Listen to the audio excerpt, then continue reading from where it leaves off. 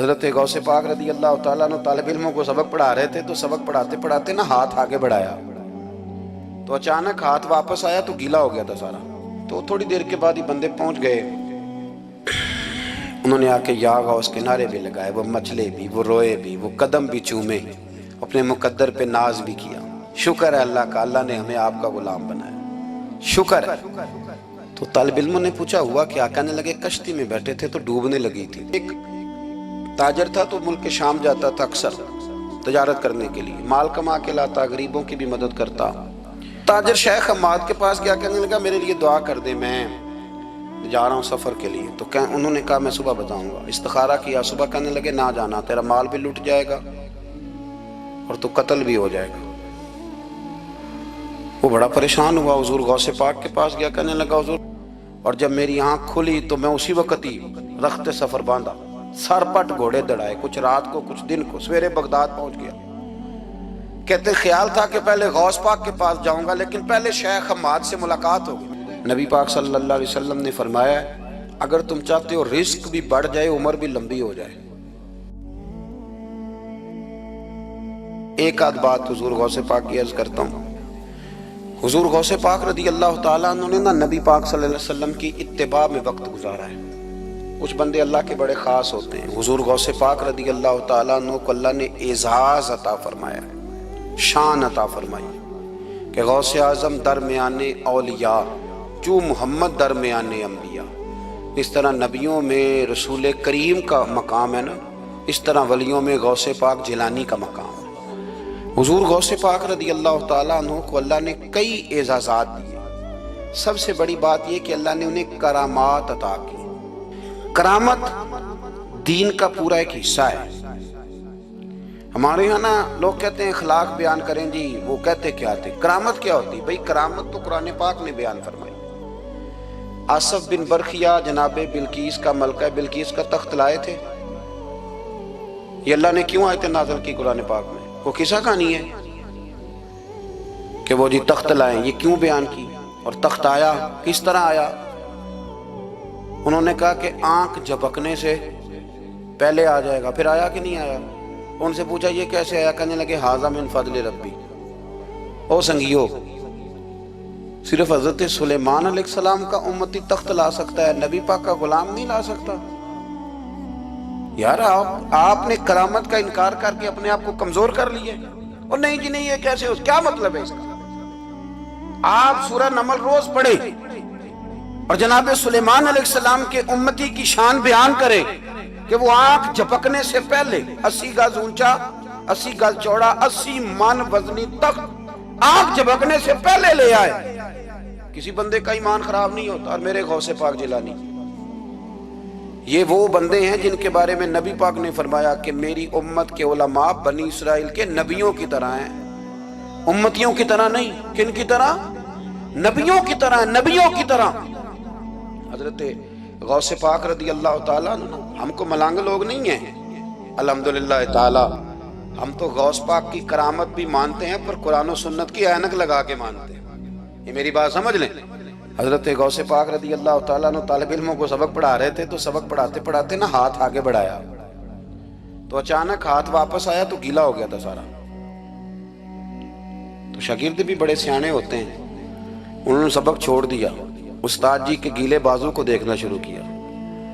حضور یہ کیا ہے؟ تو غوث پاک بھی غوث پاک تھے۔ ہر بندے کا ہاضمہ اتنا اچھا نہیں ہوتا کہ اس کو ہر بات ہضم ہو جائے، کئیوں کو بد ہضمی بھی بڑی سخت ہوتی ہے، کھٹے کھٹے ڈکار آتے ہیں بات سن کے، کانوں سے دھواں بھی نکلتے ہیں کئی دفعہ۔ تو انہوں نے پوچھ لیا فٹافٹ کہ حضور یہ کیا ہوا؟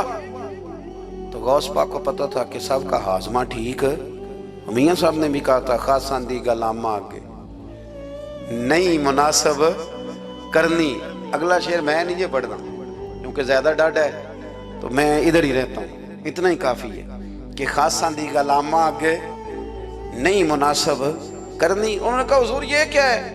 تو آپ فرمانے لگے تمہارے والی بات نہیں۔ اللہ اکبر۔ ابھی سبق پورا ہو رہا تھا تو بندے دوڑے دوڑے آ گئے اور انہوں نے نعرے لگانے شروع، یا غوث یا غوث یا غوث۔ لوگ کہتے ہیں غوث پاک سے ملتا نہیں، میں کہ ٹھیک ہے انہوں نہیں نہ ملیا، جنہوں ملیا اس تے رولا پانا نہ بڑا ملیا ہے بڑا ملیا ہے بڑا ملیا، اپنا اپنا معاملہ نا۔ کسی نے کہا حضور کچھ نہیں دیتے، تو کسی نے کہا میرے کریم سے گر قطرہ کسی نے مانگا، دریا بہا دیے، در بے بہا دیے، جس کو ملا ہے وہ تو شور کرے گا۔ تو تھوڑی دیر کے بعد ہی بندے پہنچ گئے، انہوں نے آ کے یا غوث کے نعرے بھی لگائے، وہ مچلے بھی، وہ روئے بھی، وہ قدم بھی چومے، اپنے مقدر پہ ناز بھی کیا۔ شکر ہے اللہ کا، اللہ نے ہمیں آپ کا غلام بنایا، شکر ہے۔ تو طالب علموں نے پوچھا ہوا کیا؟ کہنے لگے کشتی میں بیٹھے تھے تو ڈوبنے لگی تھی، تو ہم نے کہا کہ ہم تو غوث پاک کے ماننے والے ہیں، تو پھر حضور غوث اعظم کا دست مبارک نمودار ہوا ہے اور کشتی کو پکڑ کے کنارے لگا دیا ہے، کشتی کو پکڑ کے کنارے لگا دیا ہے۔ ایک قریب کہنے لگا یہ کیسے ہو سکتا ہے؟ تو دوسرا اس کی کمر پہ تھپکے دے کے کہنے لگا ویسے ہی ہو سکتا ہے جیسے آصف بن برقیہ کے ذات ہوا تھا، بالکل ویسے ہی ہو سکتا ہے۔ سیدنا غوث اعظم کی کرامات اتنی متواتر کے ساتھ ہیں کہ ملا علی قاری فرماتے اتنی تو کرامتیں سنی نہیں اتنی غوث پاک کو اللہ نے عطا فرمائی۔ رب کریم نے انہیں درجہ دیا، وقار دیا، ان کی دعاؤں کو قبولیت دی، اللہ نے انہیں اعزاز کے ساتھ نوازا، اللہ نے ان پر فضل فرمایا۔ ایک تاجر تھا تو ملک شام جاتا تھا اکثر تجارت کرنے کے لیے، مال کما کے لاتا، غریبوں کی بھی مدد کرتا، مدارس کی، مساجد کی، سب جگہ جہاں دین کی ضرورت ہوتی پہنچتا۔ ایک بغداد میں اور درویش بھی گزرے جن کا نام شیخ حماد ہے، وہ بھی بڑے درویش تھے۔ وہ تاجر شیخ حماد کے پاس گیا، کہنے لگا میرے لیے دعا کر دے، میں جا رہا ہوں سفر کے لیے۔ تو انہوں نے کہا میں صبح بتاؤں گا۔ استخارہ کیا، صبح کہنے لگے نہ جانا، تیرا مال بھی لٹ جائے گا اور تو قتل بھی ہو جائے گا۔ وہ بڑا پریشان ہوا، حضور غوث پاک کے پاس گیا، کہنے لگا حضور وہاں بھی میں نے کہلا بھیج دیا ہے، سامان میرا پڑا ہے، جاؤں گا نہیں، پیمنٹ نہیں کروں گا، ملے گا نہیں تو خسارہ ہو جائے گا، مہربانی فرمائے۔ غوث پاک نے مراقبہ کیا، فرمایا تو جا، اللہ خیر کرے گا، تو جا، اللہ خیر کرے گا۔ مرید کا عمل کے یقین، پیر کا عمل کے یقین، چلے آپ فیصلہ کر لیں تو میں آگے بڑھتا ہوں۔ حضرت غوث اعظم رضی اللہ تعالیٰ عنہ نے مرید سے کہا تو جا اور اللہ خیر کرے گا۔ وہ گیا، کہتے میں نے پیمنٹ کی، مال لیا، واپس آیا، گھوڑوں کا سفر تھا، رستے میں رات کو ایک جگہ سویا، خواب دیکھتا ہوں، خواب میں ڈاکو آ گئے، انہوں نے پہلے مال لوٹا پھر مجھے قتل کیا، اور جب میرے گردن پہ انہوں نے خنجر چلائی، خواب دیکھ رہا ہوں تو میری فٹافٹ آنکھ کھل گئی، اور جب میری آنکھ کھلی تو میں اسی وقت ہی رخت سفر باندھا، سر پٹ گھوڑے دڑائے، کچھ رات کو کچھ دن کو، سویرے بغداد پہنچ گیا۔ کہتے خیال تھا کہ پہلے غوث پاک کے پاس جاؤں گا، لیکن پہلے شیخ حماد سے ملاقات ہوگی۔ میرا چہرہ دیکھا، پریشان تو دیکھ کے مسکرائے، فرمانے لگے بھی تیرا پیر بڑا شاندار ہے، تیرا پیر بڑا شاندار ہے۔ وہ کام جو حقیقت میں ہونا تھا نا، حقیقت میں انہوں نے دعا کی ہے تو رب کریم نے اسے خواب بنا دیا ہے۔ ان کی دعا کی برکت سے اللہ نے اسے، اب میں بات مضبوط کرنا چاہتا ہوں تو میں ایک حدیث پاک بھی پڑھ دوں۔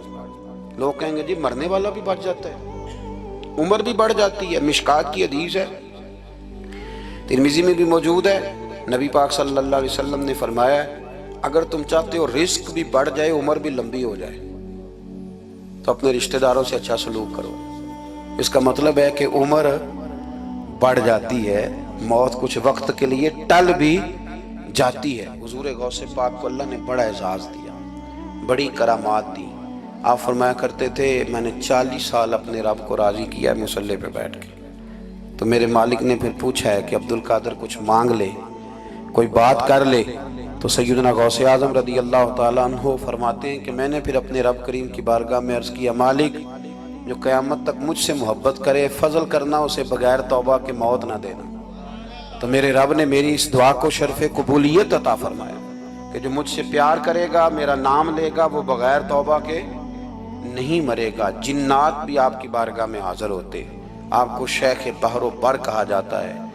جب آپ نے منبر پر بیٹھ کر یہ اعلان فرمایا نا کہ میرا یہ قدم ہر ولی کی گردن پر ہے، تو خراسان کے جنگلوں میں معین الملت والدین عطائے رسول ہند الولی خواجہ معین الدین اجمیری موجود تھے، تو وہاں اعلان کرنے لگے، کہنے لگے غوث پاک صرف گردن پہ کیوں، آپ میری آنکھوں پہ بھی قدم رکھیں، میرے سر پہ بھی قدم رکھیں۔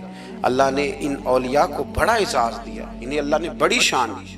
اپنی نسبت اللہ کے بندوں سے مضبوط رکھیں۔ ضروری نہیں کہ آپ کسی جگہ مرید ہی ہوں گے تو آپ کی نسبت مضبوط ہوگی، آپ خواجہ معین الدین سے پیار کریں، آپ حضرت بہاؤالحق نقشبند بخاری سے پیار کریں، داتا علی اجویری سے پیار کریں، آپ غوث پاک جیلانی سے، آپ اللہ کے نیک بندوں سے محبت کریں، ان کا تذکرہ سنیں۔ اب تو پوری مہم چلی ہوئی ہے اللہ کے بندوں کے خلاف، لوگوں نے ایسا وار چلایا کہ بس جی کچھ بھی نہیں جی، آپ چھوڑیں، آپ ڈائریکٹ کتاب و سنت کو پڑھیں، کوئی بھی نہیں جی، کوئی ولی نہیں، تو پھر وہ جو اتنی آیتیں ہیں، وہ حدیثیں، وہ سارا کچھ، اس کا مطلب ہے امت میں ولی ہوتے ہی نہیں۔ تو الا ان اولیاء اللہ لا خوف علیہم ولا هم يحزنون کا کیا معنی ہے؟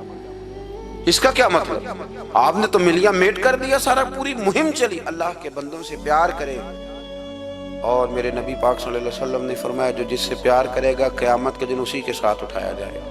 میرے رسول کریم صلی اللہ علیہ وسلم کا کمال یہ ہے کہ رسول پاک کو کبھی اشتعال نہیں آیا، اور بھائی حضور کو کبھی اشتعال، بول کے بتائیے، اشتعال چھوڑ دو، ہم محتاج ہیں نبی پاک کے، ہم نے جو سیکھنا ہے اپنے نبی سے سیکھنا ہے۔ وہ اگر زندگی میں آپ نے اشتعال چھوڑ دیا، بہت سارے لوگ دانا پھینکنے آتے ہیں، وہ پھینک کے چلے جاتے ہیں، ہم پیچھے سے لڑتے رہتے ہیں۔ اگر آپ اشتعال چھوڑ جائیں، دیکھو حضور کے میلاد پر میں نے کیا بات چھیڑی ہے، بڑی ضروری سمجھی ہے تو چھیڑی ہے۔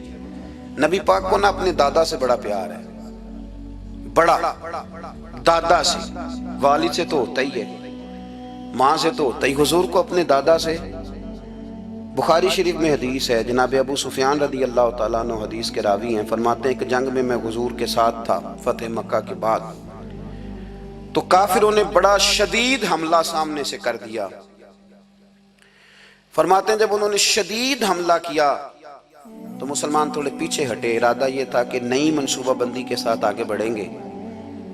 کہتے ہیں میں نے نبی پاک صلی اللہ علیہ وسلم کے گھوڑے کی لگام تھامی ہوئی تھی، صحابہ پیچھے ہٹے پر حضور نہیں پیچھے ہٹے، اور آگے بڑھے۔ تو میں نے کہا یا رسول اللہ سب لوگ پیچھے ہٹ رہے ہیں، ذرا پیچھے ہٹ کے نئی حکمت عملی، نئی تازگی کے ساتھ وار کریں گے تاکہ مقابلہ کر سکے۔ تو جنگ کا موقع ہے، جنگ کا وقت ہے، اور حضور وہاں نعرہ کیا لگاتے ہیں؟ فرمایا پیچھے نہیں ہٹنا، کیوں؟ انا النبی لا کاذب انا ابن عبد المطلب لا کاذب، فرمایا پیچھے نہیں ہٹنا ہے۔ ایک تو اس لیے نہیں ہٹنا کہ میں نبی ہوں اور یہ بھی سچ ہے، اور اس لیے بھی پیچھے نہیں ہٹنا کہ میں کوئی معمولی آدمی نہیں، میں عبد المطلب کا پوتا ہوں۔ اب پیچھے ہٹنا، کتنی دلچسپی ہے اپنے دادا کے ساتھ، کتنا پیار ہے۔ ضروری نہیں دادا پی ایچ ڈی ہو تو پھر ہی پیار کیا جائے، یہ بھی ضروری نہیں کہ دادا کروڑ پتی ہو تو پھر بھی پیار کیا جائے، یا دادا پیر ہو، صوفی ہو، عالم ہو تو پھر ہی پیار کیا جائے۔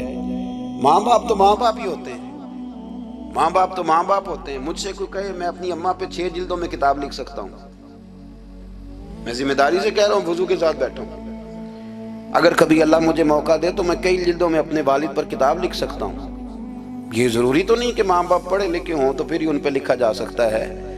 ماں اگر اپلے بھی تھاپتی ہو نا، اسے الف با تا سا نہ بھی دیکھ کے پڑھنا آتا ہو تو بیٹے سے پیار کتنا کرنا ہے یہ اسے آتا ہوتا ہے، یہ اللہ اسے دیکھ کے بھیجتا ہے، اس کے لیے کسی پی ایچ ڈی کی ضرورت یہ اسے پتا ہوتا ہے، یہ اللہ تعالیٰ اس کے سینے میں پہلے اتارتا ہے۔